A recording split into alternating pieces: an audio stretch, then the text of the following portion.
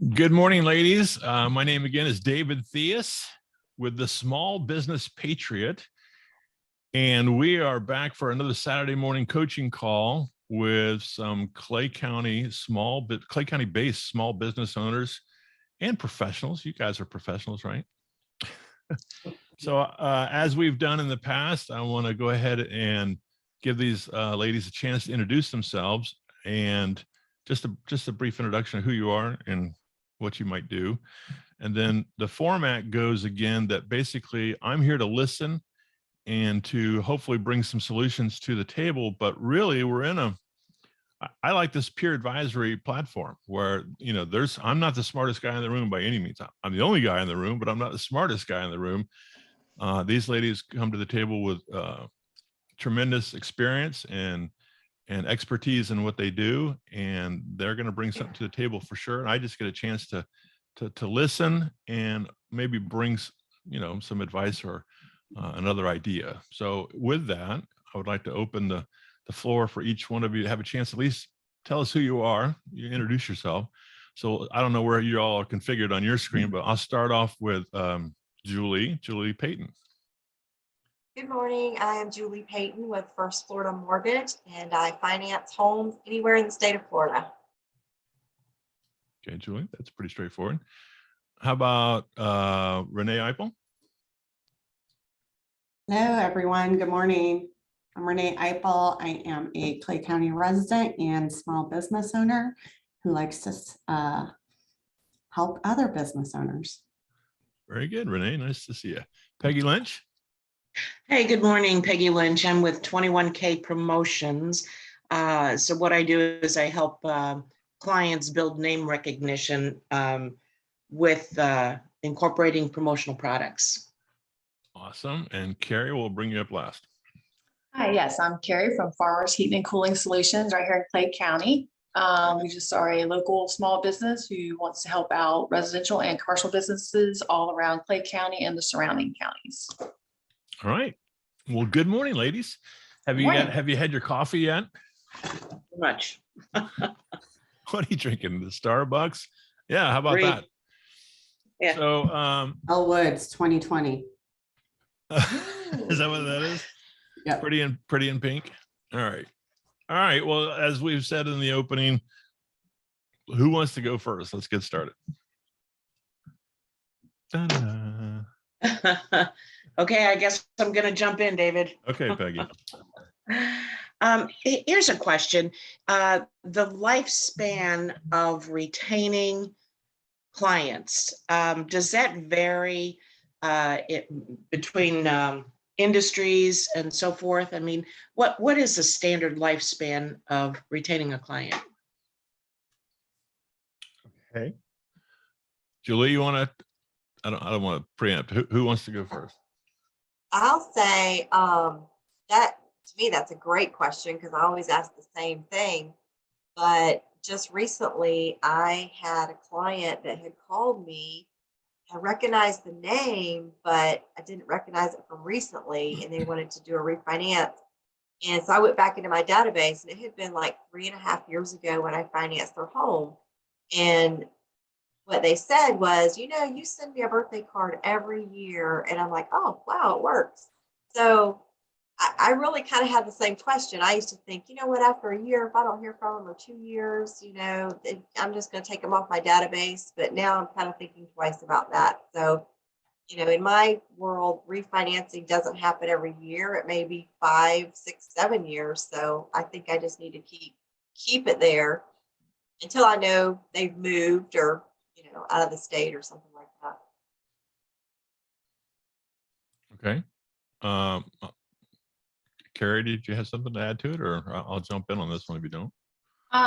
Well, we're so new. I mean, we just started back in July of last year. So 6 weeks. Our goal is definitely make lifelong customers because they have units that need service yearly.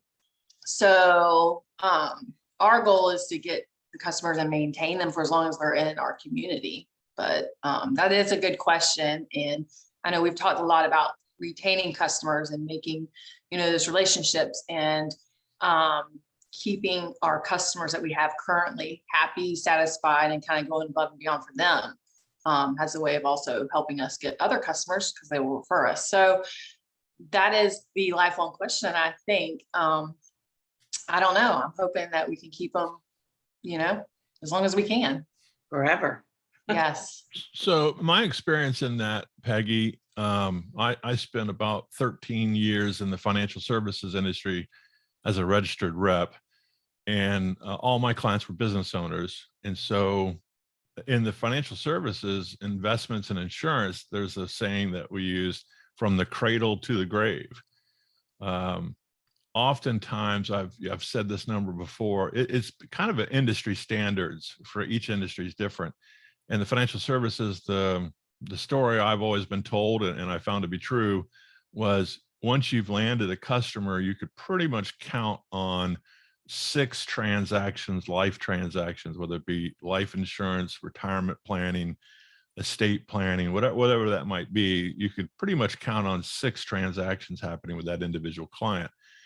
And the cradle to the grave pretty much sums it up. I got a phone call yesterday from a long-term care client of mine, and mind you, I'm not in the business anymore. It's been 4 years since I've been out of the business. And she was just going on about how awesome our relationship was. And she invited myself out to her and her husband John's house and said, look, if you're ever in the neighborhood, please stop by. We'd love to see you. And so I was touched, obviously, but there's a client that's always going to think of me as that relationship. And so, your industry, I would think, as long as we don't screw things up, obviously there's purchasing people that change. And so you're gonna come to the table and have a great relationship with Jane or Bob or whoever it is that you've established that relationship with, and they may leave that company or die or something like that, and you're going to have to start a new relationship with a new personality. So that may be the breaking point. They'll bring in a new supplier or something along that line.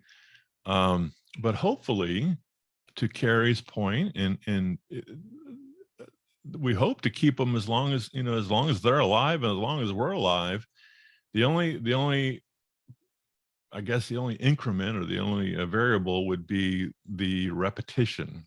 Julie, I don't know if there's any national average on how often people, I think they're purchasing homes more than, for example, when my parents bought, while I've been alive, my parents have owned 2 homes. They're deceased now, but I mean, they only own 2 homes.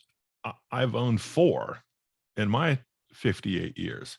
And so, and I'm probably not the most. Some people have owned more.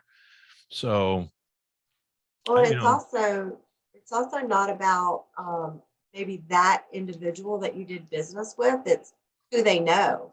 If they remember you, like, they send me this card every year, and I see them on Facebook or I see them on YouTube and all these different groups, and they're very involved, then it's recognition, and they know how many people do they know, so they kind of are your marketing for you. Just to wrap this up, at least from my standpoint, there was a fellow in my office, we'll call it named Joe, and he was a big advocate of the birthdays, and he constantly sent every one of his clients, and probably had close to 600 or 700 clients, a birthday card. And so, and then he called him. He sent him a birthday card, and he called him on that day. His office was right next to mine, and he started his morning with birthday calls. And I would sit in my office and kind of mouth it, "Hey, this is Joe. Happy birthday!" Because it got to be so repetitive. I knew exactly what he was saying, but he believed in that, and he would tell me stories that he started with that client. They were, right out of college, and single, and then he was invited to their wedding.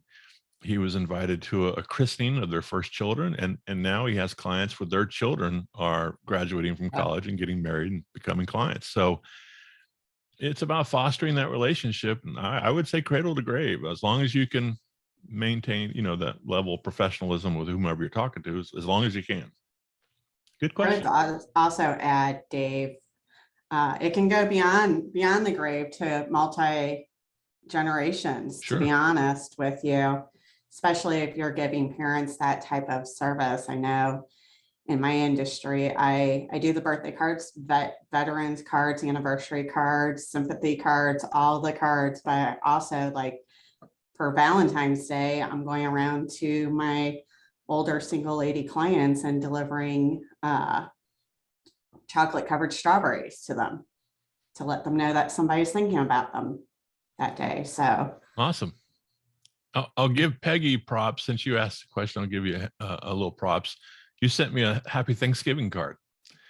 And I don't know if I ever told you thank you for that, but I Christmas cards, not to take away from sending Christmas cards, but I would think your strategy was everybody sends a Christmas card. I'm going to send a Thanksgiving card. I don't know if I would advocate a happy Halloween card. I don't know what, I mean, you could keep backing it up and it'd be like, Happy New Year's, whatever it is. But, a couple of principles come up. We're always trying to differentiate ourselves. That's a great word in business, differentiate. How do I stand out from my competition? And then how can I be remembered? There's something on Facebook that I've been doing this year. I've made a commitment to, that Facebook gives us your birth date and today's birthday. Well, what I've noticed, and it happened to me too, you just get 8 million people saying happy birthday. Then there's that kind of awkwardness, do I respond to every one of them, or what do you, just a blanket post? So now what I'm doing, I'm giving this away in the public, is I wait for their birthday to pass. And then I shoot out a, hey, happy belated. And it gets a big response because I'm now not in the weeds with all the other people that said happy birthday to them. I stand out. So I'm giving that away, and the rest of the world will be all belated now. So who knows, right? Only if there's 3 other people listening, of course. But anyway, yeah, that's a good question, and those are good follow-ups to how to foster that lifelong relationship. Those are just some tidbits on how we can do that. Good stuff. Thank you, Peggy. Okay. Thanks. Thank you. So, but that kind of leads into another question. How many marketing platforms do you use and should you use to stay top of mind with your clients? Okay, ladies, anyone want to throw at that? well, my industry, I'm very limited. So I use everything that I'm allowed to, which is only basically website, Facebook, LinkedIn, and then anything in person. Is that because it's financial? It's because, well, yeah, I think so. They need to be able to track. Regulated. Yeah. Anytime you're working. Sorry, go ahead. I can't go on TikTok or anything because they're not able to track it. Okay. In any industry that's regulated, there's several of them out there. They want to know what you're talking about so they can regulate it, basically. Okay, so my answer to this is early on in my other career, I've had 2 careers in the furniture business as a manufacturer's rep. We did that. I seem to be running in 13-year cycles. I don't know how many more of those I've got left. But in the furniture business, I learned through a book called Spin Selling, and I got exposed I worked with Herman Miller. One of our factory contracts was with Herman Miller. And so a Fortune 100 company, we got a chance to learn a lot of stuff on their dime. They sent us to a lot of sales training stuff. And so you've heard me say the word brain dump, to go out, and when you meet someone, it's so important to listen what they're saying and be responsive to their questions, instead of just open, with a can opener on top of your head and just pour out all the information on your head on them. I call it brain dump. And so I kind of apply that same philosophy to marketing programs. And you hear me all the time talk about 3s, 5s, and 7s. I don't know that if it's driven by how much exposure you think you should have, to blanket the marketplace, as to how much you can handle. How much can you physically incorporate into your business, especially since most of us are sole proprietors or corporations, but we're one-person shops, or maybe, less than a dozen. And so how much can you handle and still operate your business and handle effectively, I guess is the word. We're going to shop and research which mediums make best sense for us to use. Like Renee's talked about, she has somewhat of a limited palette she can choose from. But the reality would come down to, what are you going to be able to handle? So this is at 3s, 5s, and 7s. So I would say 3 to 5, and they've got to be effective. I mean, I don't know what TikTok is. I'm not going to do TikTok, not this week anyway. But I think Facebook has got an audience. Obviously, LinkedIn for my business, and our business is a professional platform. Instagram, we're being able to reach our audiences. I quit using MySpace a couple of years ago, so I mean, that's a good question, but you're going to have to weigh that. It really comes down to how much can you handle time. Mhm. Can I just add, I know, like, I was in another workshop and they were talking about, Facebook and Instagram and everything that you're putting out there. And I think even in here, we've talked about before, people paying other companies to do that for you, that service for you. But I know they say overall, just being genuine and being yourself. And I just know on our end, when we are posting like our pictures or things that we're doing outside of just our job or job pictures, we get more input from the community versus having someone else just generically put things out about HVAC and stuff like that. So, kind of tagging on, Peggy, with your question is, even when you're thinking about how many to get involved in, it's kind of like, how many can you handle effectively and genuinely? To me, I mean, that's just what I've been learning in my short day of this, but it can get overwhelming as I start listing all the other things I could be going on and doing. And then I start attacking myself, thinking why I'm not on there yet, or I haven't figured out how to do reels just yet.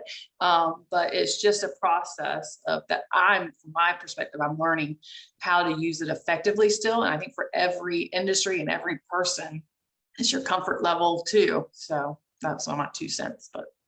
Mm-hmm, mm-hmm.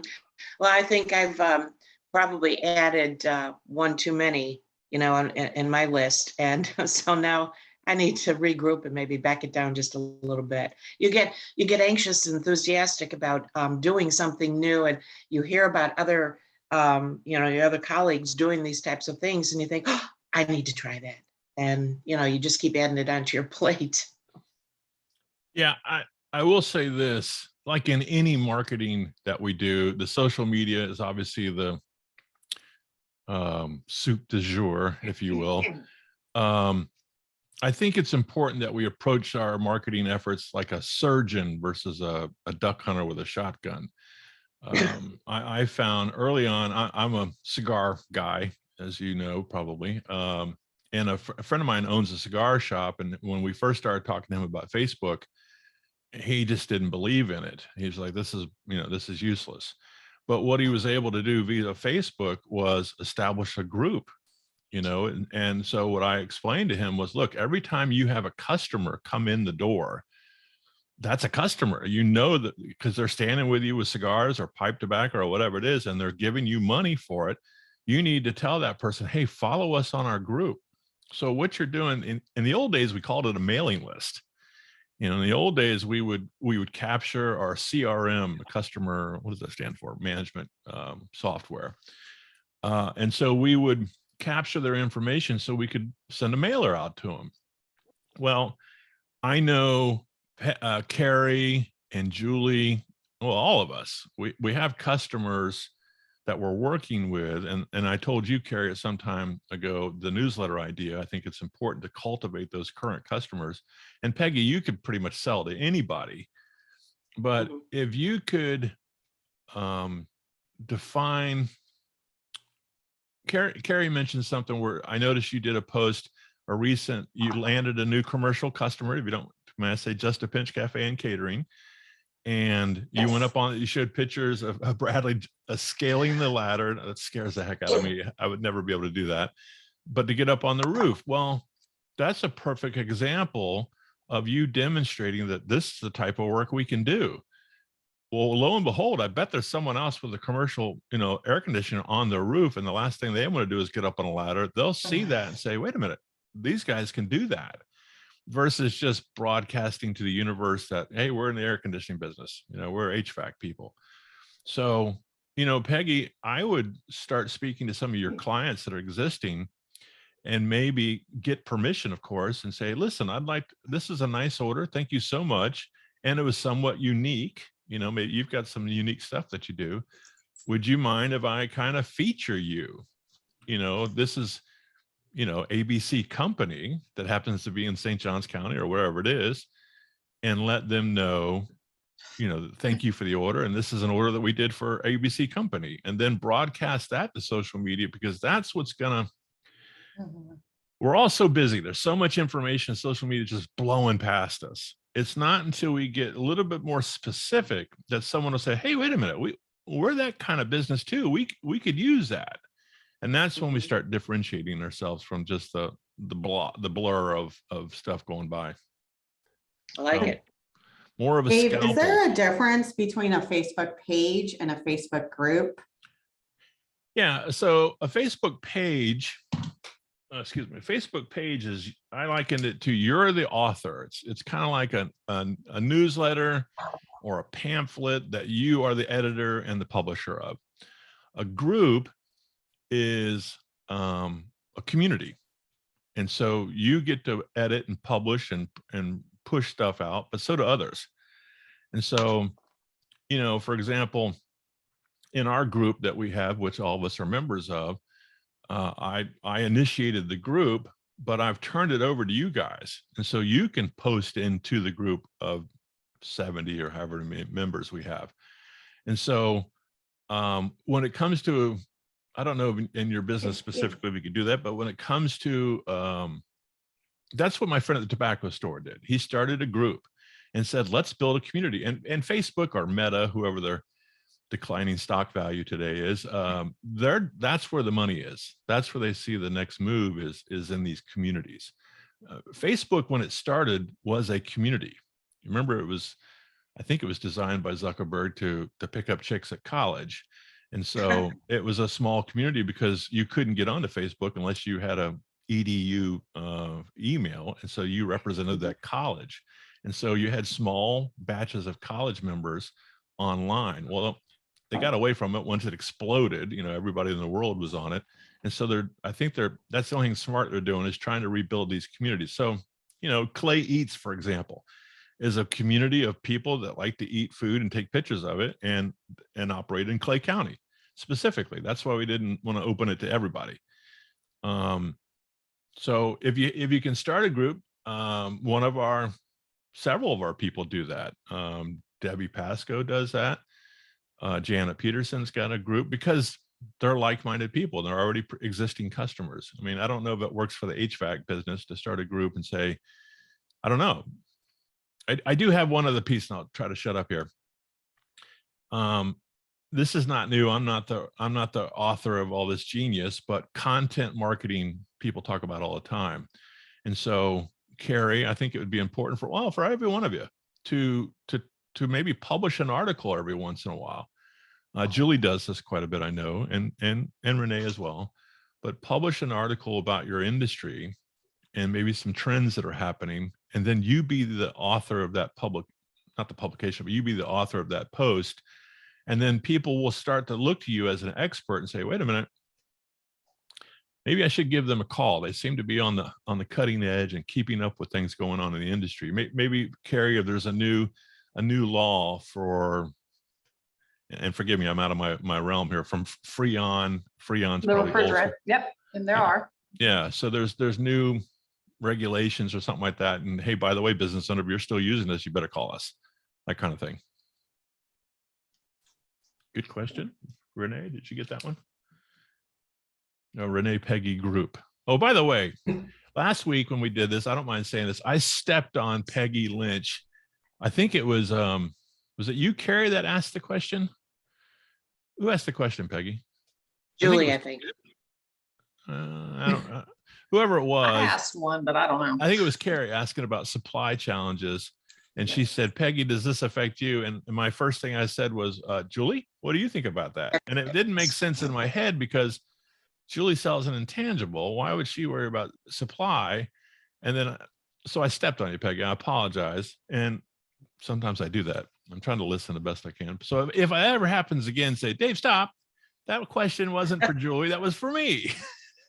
Okay. I'm just human. Remember that you said that. Yeah. Well, I hope so. All right. We're at the halfway mark, and that's okay. So how we doing? What do you guys think? I do have something to ask if I can. Mm-hmm. And you may have explained this on a time that I wasn't here, but you keep mentioning 3, 5s, and 7s. So is there a short version that you can kind of just give me a glimpse? I know that you told me a little bit about the 3s. I think that was in one of my questions last week, but I've never heard about 3, 5s, and 7s. Neither have I. You mean the origin of 3, 5, and 7? Or well, you keep like talking about it or like hitting on it, and I just don't. I'm just trying so to figure it out. it's a Dave thing. It's just is that a euphemism? Is that the right word for that? I don't know. Davism. Is what? A Davism. A Davism. Yeah, there you go. Yes. It's That's just I think I accredit it to my experiences in the manufacturer's rep business. One of the people I had to call on were architectural and design firms, A&D community.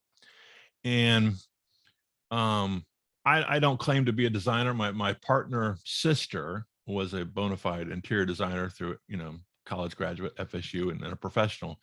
And so when you work in that industry, and you talk to A&D community, they're very